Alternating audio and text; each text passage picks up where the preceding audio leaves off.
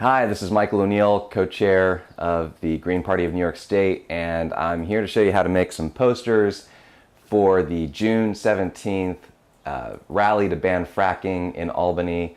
It's the New York Crossroads rally. We're going to have a green contingent there. We're going to have these posters there. It's going to look great. I'm going to show you how you can make them in your own community with your own local at your own home. Now, the idea here is we're going to have a nice colorful poster that you don't need to use any large format expensive printing to make, and doesn't involve a lot of hand lettering that some people like me are not so good at. What you can do is we've got a PDF file that has this Greens demand a fracking ban sign on it, and you can print it out on two 11 by 17 sheets. And any copy shop should be able to print to 11 by 17. And it's going to be like maybe $1 for each sheet, depending on where you go. You don't want to shrink to fit when you print your PDFs. You're going to have two of them, and then what we're going to do is we're going to glue them to this poster board that has been cut to 22 by 17. You get your poster board, it's at like 22 by 28. You can use an X-Acto knife, or you can use a guillotine slicer to cut your poster board down.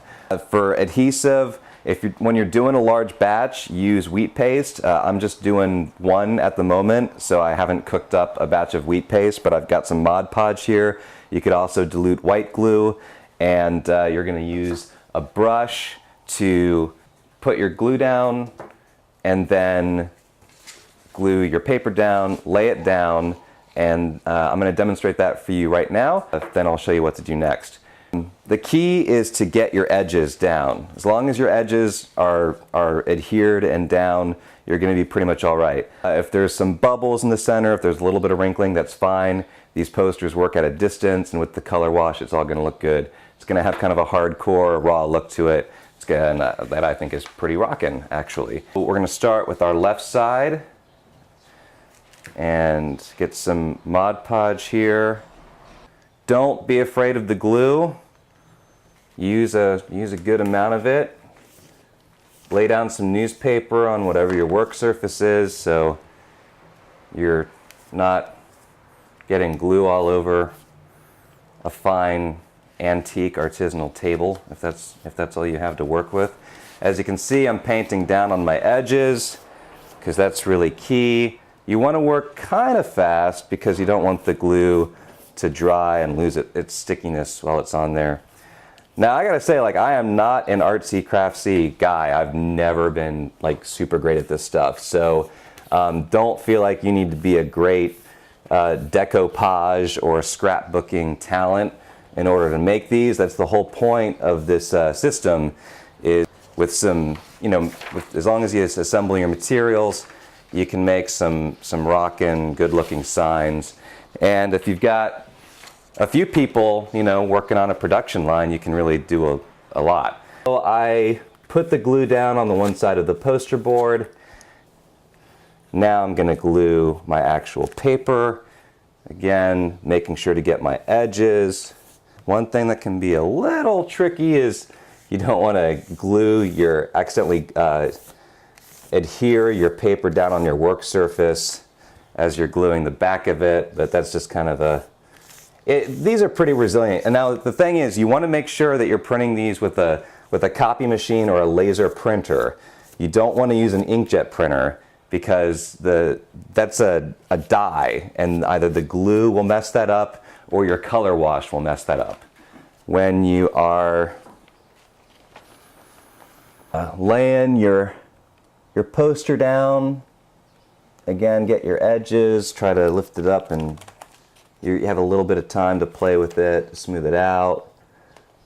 So I got my edges down there. Here, get that lined up in the corner. Kind of use the edge of your hand to smooth it down.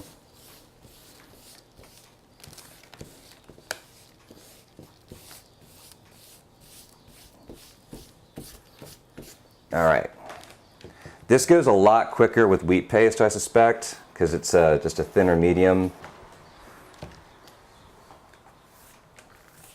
You can get some glue on the other side, on the front side, and it actually adds kind of like a varnish or a protective coating to it, and it also helps stick it down. All right. There's going to be a gap between your letters, and that's okay because I'm going to show you a trick in a second of how to fill those in. I'm going to move this over real quick so I can put some glue down on here.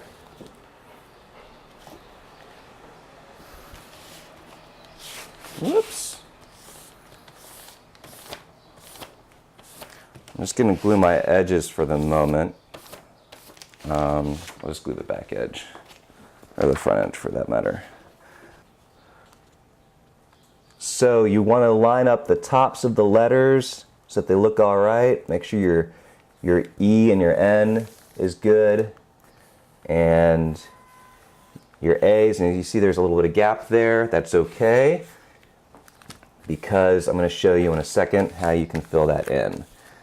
And if you have some bubbling up on your edges, what you can do is take one of your craft sticks or just any little, even a toothpick, and take a little bit of glue and just insert it and just dab some glue underneath there. If you got your corner coming up on you, just take some glue, get that edge, get that corner, and get it down there. And then any bubbles or wrinkling will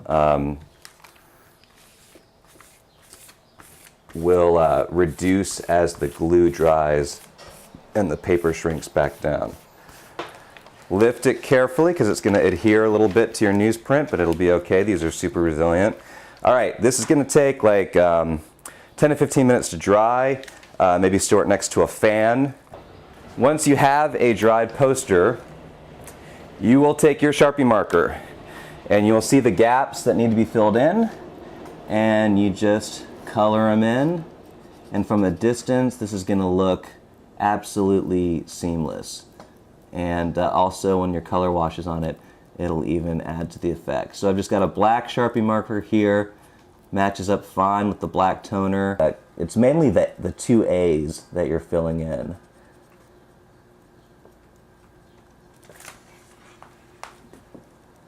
All right, and then your E and your N are fine. Okay, you got your Sharpie, that's there. Now you're gonna take your green wash, which is like 4 tablespoons of green tempura paint mixed with water.